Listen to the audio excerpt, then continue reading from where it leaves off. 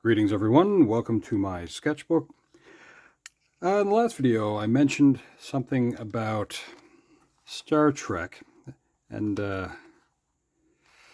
have this. Now this is from the original series, this Enterprise. There's been lots of different versions of the Enterprise that I guess you'd say that would be in canon. One of the first that they decided to add in some ways to canon would be almost like a version of one of these space shuttles that NASA actually released in the mid 1970s. So this would be after the existence of the Enterprise in television.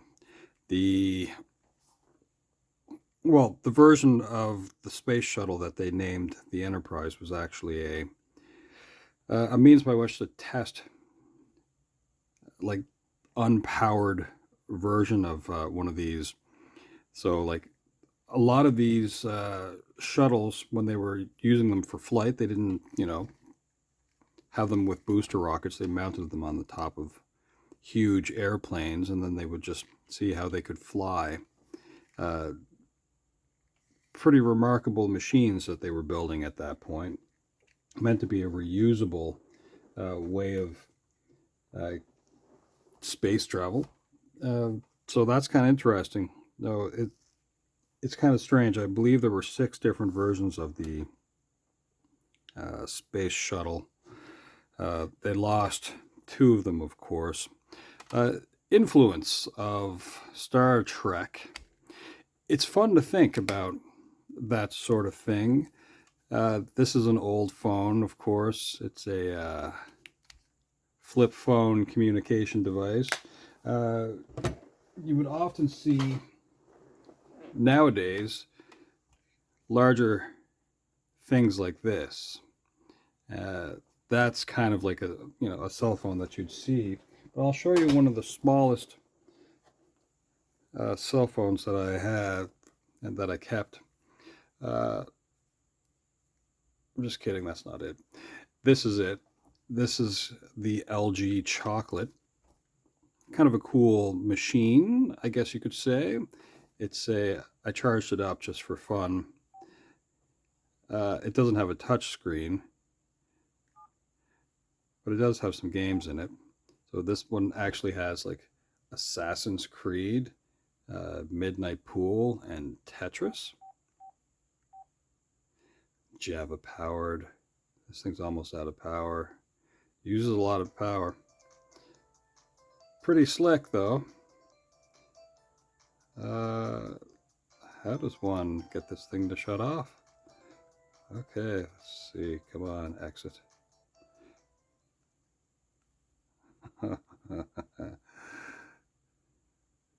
It's really making me work for it. Anyway, so that's that. Regarding this, so in the Star Trek series, they always try to come out with like a different version of the Enterprise. They've named like maybe 7 or 8 ships the Enterprise, from my recollection. I don't know what NCC really means. Some believe that it's the Naval Construction Contract, and then this would be the iteration of the design of the ship, and this would be the first of that design. In regards to the size of these things, so I know people that have the Lego version of the Next Generation version of the Enterprise.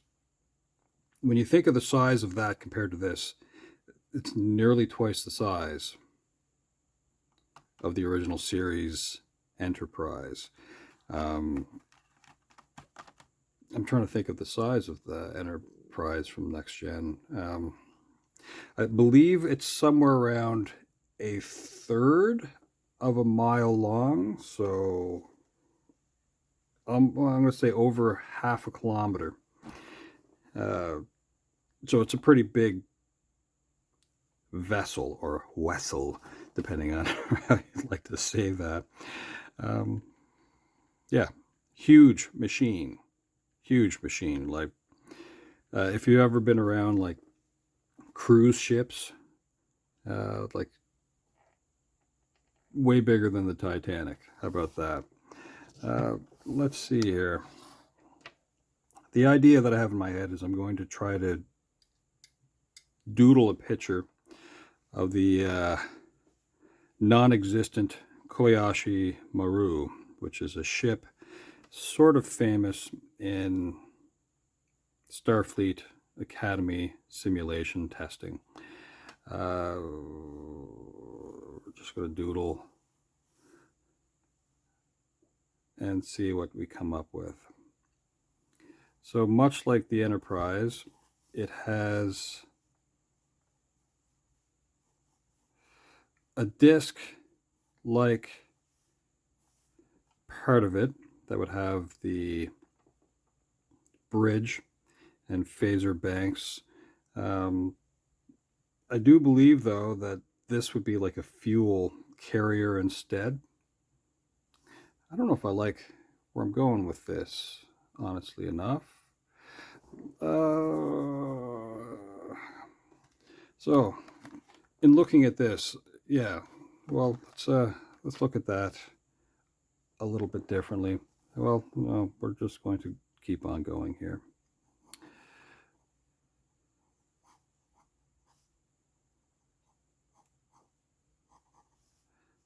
Then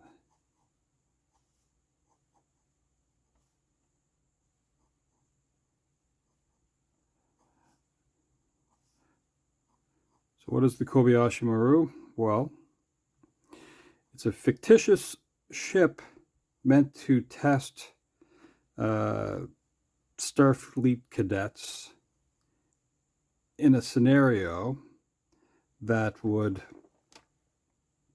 you couldn't win. It's a no-win scenario. I'm going to try something else here, actually, because this is not doing it for me. I'll try a little more sideways.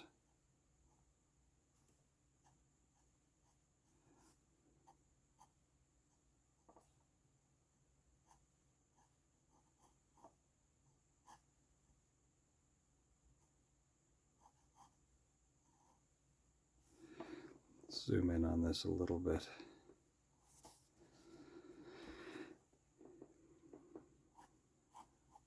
I've always been a fan of future like technology in science fiction. There's something interesting about thinking ahead. And I remember first having conversations with people about the Kobayashi Maru as a test. And of course, Captain James T, as in Tiberius, he would have cheated in order to win the test. The test itself is that this ship gets kind of in limp mode, let's say, going into Klingon territory and like a neutral zone, but really Klingon space, and is then attacked by the 3 Klingon ships, I do believe. And the problem, I guess you could say, is how do you get out of this situation with a foe that you can't really negotiate with? Now, some think you could try to negotiate with them, but consider how the Klingon people would have reacted to you going into their space. So imagine you have a car that breaks down and you decide to pull into someone's laneway, and as you do, you run over one of their children. I don't think you'd probably be very good at negotiating in that situation. So that's kind of the offense that they would take for you to go into their space, so to speak. So consider that as part of your negotiation tactics that you've really offended the Klingon people. Uh, I believe that the way um, in Star Trek, how and that's a weird picture that I drew there, which is kind of funny. Um, what am I getting at? I'm really tired this morning. The way James Kirk uh, managed to win was that he cheated the simulation into thinking that the other ships that, like the Klingon ships that came to attack, had disabled their shields or something was broken. I believe that's how it went. Like somehow they were weaker. He made the other ships weaker in the simulation. Uh,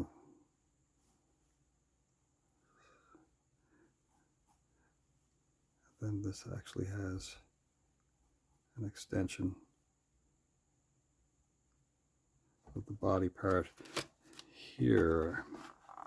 So the secondary hull, yeah, essentially the Kobayashi Maru looks a lot like this, except for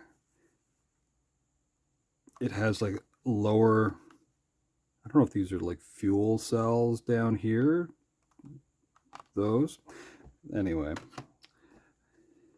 down here. So up here we would have the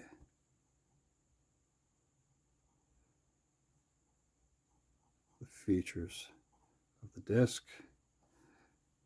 and yeah, what am I talking about? Oh yeah, getting back to that Kobayashi Maru.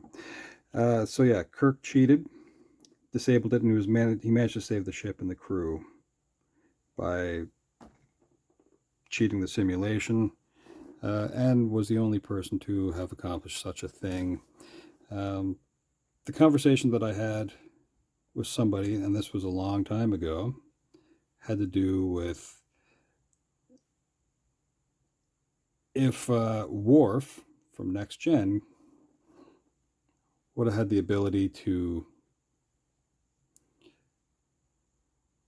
be an ambassador in the situation. So at that point in the old series, the original series, the Klingons, they didn't have a representative, I should say, in Starfleet, and they were a group of people that, yeah, they weren't really going to negotiate. They weren't really going to be a part of the group of planets that would work together. So, and like I said, as far as being able to negotiate your way out of a situation where you cause that much offense, you weren't able to do it. So, in my mind, the only way to win an unwinnable scenario would be to use the old adage, and I'm getting out a cup and water here for this tiny little drawing, is for the captain to go down with the ship. So, yeah, you're supposed to abandon ship, but if the captain sticks around, what do you do then? Well, the best thing I think you could probably come up with would be to challenge whoever their most senior Klingon warrior to some sort of duel or battle to the death. Basically, that's probably your only real option. You're not as well, depending on your human capabilities, or if you are uh,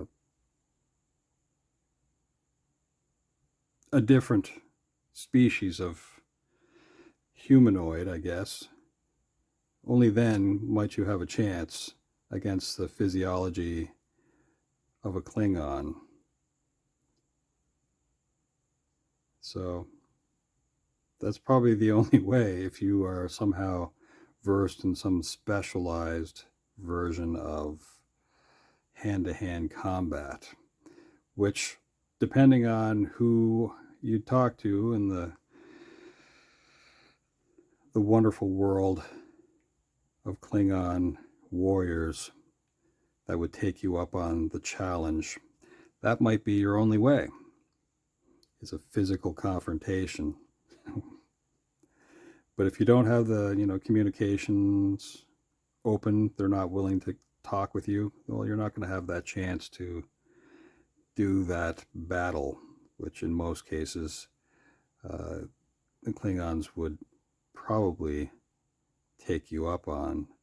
Again, you're doing something that's super duper offensive, and they're probably just going to eliminate your machine anyway. That's the best I can come up with out of my head. I know that looks kind of ridiculous, um, even compared to that, but I believe that's kind of what that machine looks like a little bit.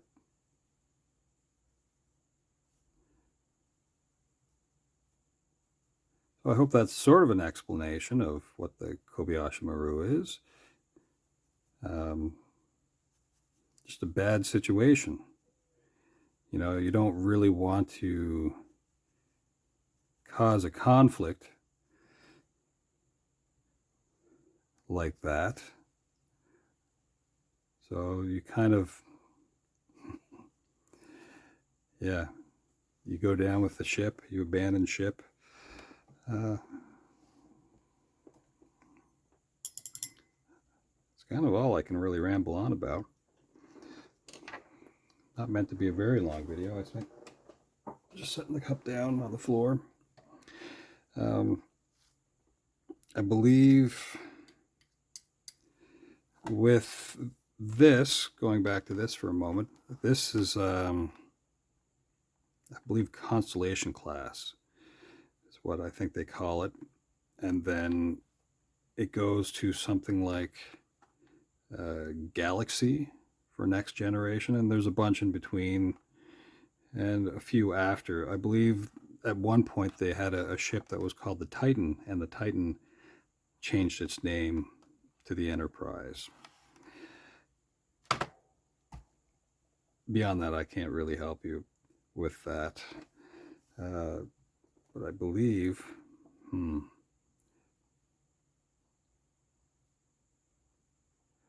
this is spelled like this.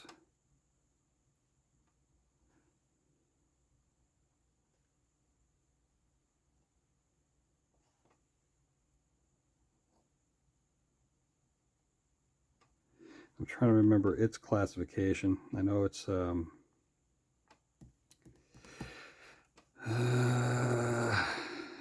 kind of remember this name. It's the Miranda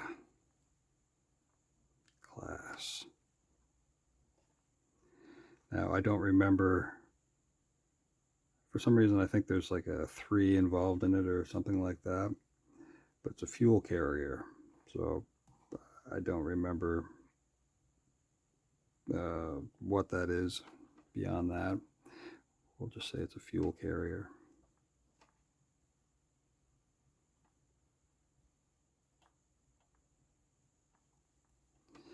Here we'll say it's the Kobayashi Maru. And we'll say that this is the no win scenario.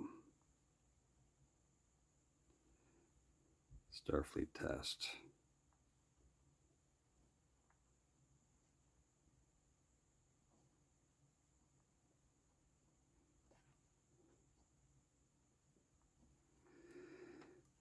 Okay, well, I think that's kind of it, just for the little doodle's sake. Um, I hope you have a wonderful day.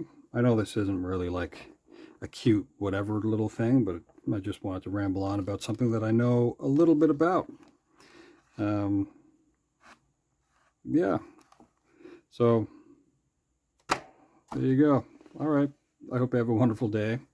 And yeah, tomorrow I'll do something a little cutesy. I think that'd be more fun. And hopefully it'll be a sunnier day as well. So, all right. That's it. Ciao for now.